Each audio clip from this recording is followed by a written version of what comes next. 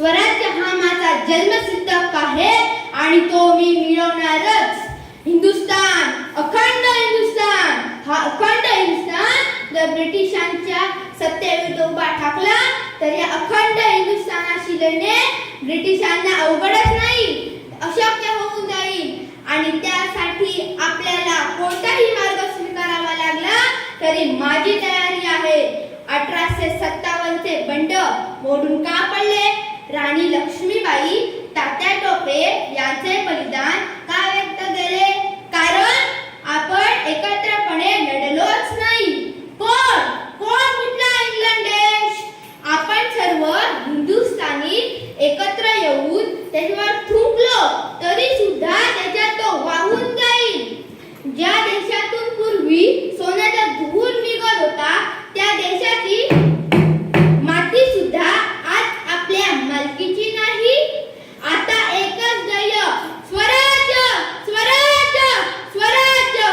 स्वराज्य म्हणजे स्वकीयांचे राज्य. खूप सहन केले, आता एक तर मरा किंवा मारा, आणि तसे असेल तर माराच.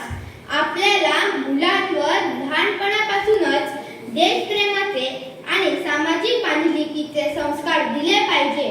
देशहिताचाच विचार करणाऱ्या पुढील पिढ्या तयार करायला हव्या. सर्व तरुणांनी आपल्या शिक्षणाचा, आपल्या कर्तृत्वाचा जास्तीत जास्त फायदा करून दिला तर हिंदुस्थानची प्रगती होईल. आपली शाळा, कॉलेज, नोकरी शोधणाऱ्या मुलांनी न भरता ती राष्ट्रप्रेम असणाऱ्या सर्व तरुणांनी भरली पाहिजे. तुम्ही साधी चप्पल बनवली तरी चालेल, पण त्याला विलायतेतून मागणी आली पाहिजे. ज्याला देशप्रेम नाही असा माणूस जगात असूच शकत नाही.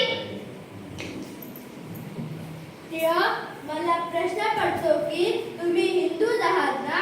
कारण मंदिरातील श्री गणेशाला थेट रस्त्यावर आणून शिक्षा केल्यावर उभा केला आणि त्याला रस्त्यावर पुजला. कारण बहुजन समाजाला देवळात जाता येत नाही. त्यांना जर देवळात जाता आलं असतं तर हे उत्सव देवळातच साजरे झाले असते.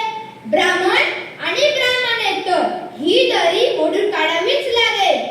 इंग्रज सरकार बाकी काही करू शकेल, पण लोकांना धार्मिक कार्यापासून रोखू शकत नाही. लक्षात ठेवा, देशकार्य म्हणजे देव कार्य. जे आपल्या देशाला त्या हरामखोर ब्रिटिशांच्या तावडीतून मुक्त करायचं असेल तर त्यासाठी फक्त स्वराज्य, स्वराज्य आणि स्वराज्य. स्वराज्य हा माझा जन्मसिद्ध हक्क आहे आणि तो मी